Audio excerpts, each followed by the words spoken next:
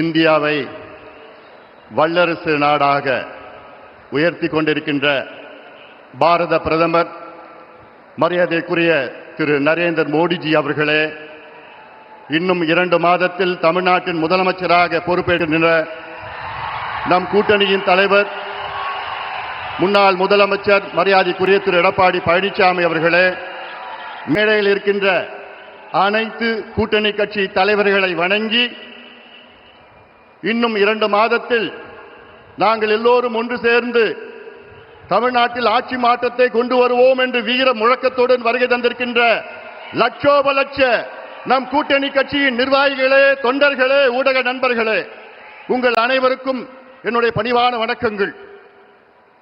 தமிழ்நாட்டில் திமுக ஏன் மீண்டும் ஆட்சிக்கு வரக்கூடாது? தமிழக மக்கள் ஏன் திமுகவுக்கு மீண்டும் வாக்கு போடக்கூடாது என்று பல காரணங்கள் இருக்கிறது. அதில் மிக முக்கிய காரணம், தமிழ்நாட்டிலே கடந்த 5 ஆண்டு காலத்தில் 8752 கொலைகள் நடந்திருக்கிறது. அதாவது சொல்ல போனால் இந்தியாவிலேயே அதிக கொலைகள் நடந்த மாநிலம் தமிழ்நாடு. இந்த 5 ஆண்டு காலத்திலே நான் எண்ணிக்கையில் சொல்லவில்லை, மக்கள் தொகை அடிப்படையிலே பெர் கேபிட்டா. அதில் 1977 பெண்களை கொலை செய்திருக்கின்றார்கள். அதில் 361 குழந்தைகளை கொலை செய்திருக்கிறார்கள். அதில் 38 பெண் குழந்தைகளை கொடூரமான முறையிலே பாலியல் வன்கொடுமை செய்து கொலை செய்திருக்கின்றார்கள். எப்படிப்பட்ட தமிழகம் என்று, எந்த நிலைக்கு இருக்கிறது என்று தமிழக மக்கள் எண்ணி பார்க்க வேண்டும். இதற்கெல்லாம் காரணம் முதலமைச்சர் ஸ்டாலின் அவர்கள். திமுக அரசு தமிழ்நாட்டிலே மதுவை விற்கவில்லை, மதுவை திணித்துக் கொண்டிருக்கின்றார்கள். இந்தியாவிலேயே அதிக மது விற்கின்ற மாநிலம் தமிழ்நாடு, பெர் கேபிட்டா கன்சம்ஷன். இந்தியாவிலேயே மதுவால் அதிக சாலை விபத்துக்கள் நடக்கின்ற மாநிலம் தமிழ்நாடு. இந்தியாவிலேயே அதிக மக்களுக்கு மதுவால் கல்லீரல் பிரச்சனை, liver problem, cirrhosis of liver, fatty liver இருக்கின்ற மாநிலம் தமிழ்நாடு. அதை பற்றி எந்த கவலை, எந்த அக்கறை இல்லாத ஒரு முதலமைச்சர் ஸ்டாலின் அவர்கள். கடந்த 5 ஆண்டு காலத்தில் இந்தியாவிலே பெண்களுக்கு எதிரான குற்றங்கள் 44,000 குற்றங்கள். அதில் 2200 குற்றங்கள் பாலியல் வன்கொடுமை குற்றங்கள். நினைத்து பாருங்கள். நேற்றைய முன்தினம் மதுராந்தகத்தில் ஒரு 15 வயது சிறுமியை 2 மனித மிருகம் பாலியல் வன்கொடுமை செய்து தப்பித்து விட்டார்கள்.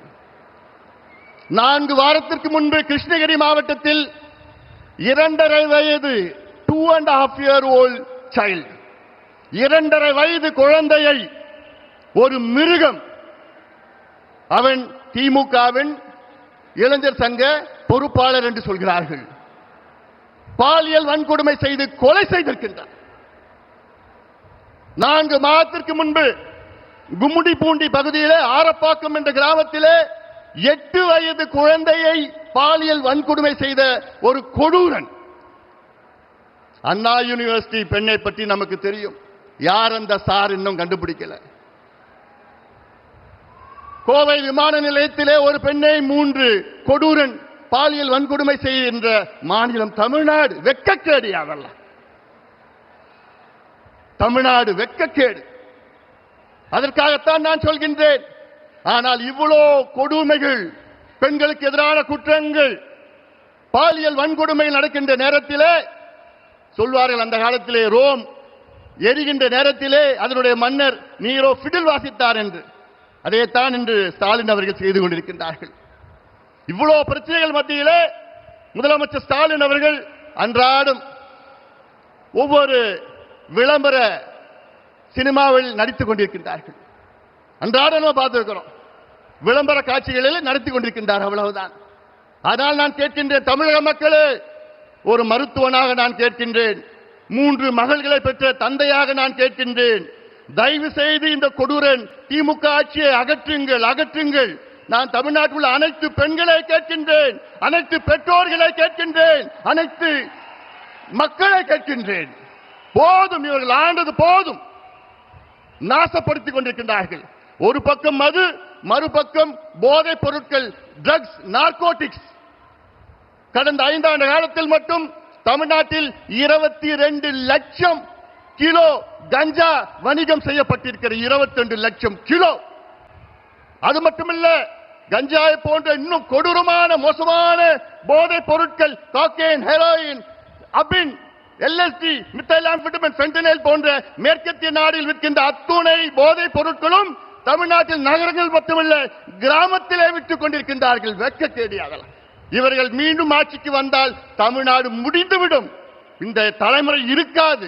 அந்த ஆதங்கத்தில் தான் நான் சொல்கின்றேன், தமிழக மக்களே, ஒரு ஆட்சி மாற்றத்தை கொண்டு வாருங்கள். ஒரு பக்கம் கொலைகள், மற்றொரு பக்கம் தற்கொலைகள். தமிழ்நாட்டில் 5 ஆண்டு காலத்தில் விவசாய பெருமக்கள் நமக்கு சோறு போடுகின்ற கடவுள் 3280 விவசாயிகள் தற்கொலை செய்திருக்கின்றார்கள்.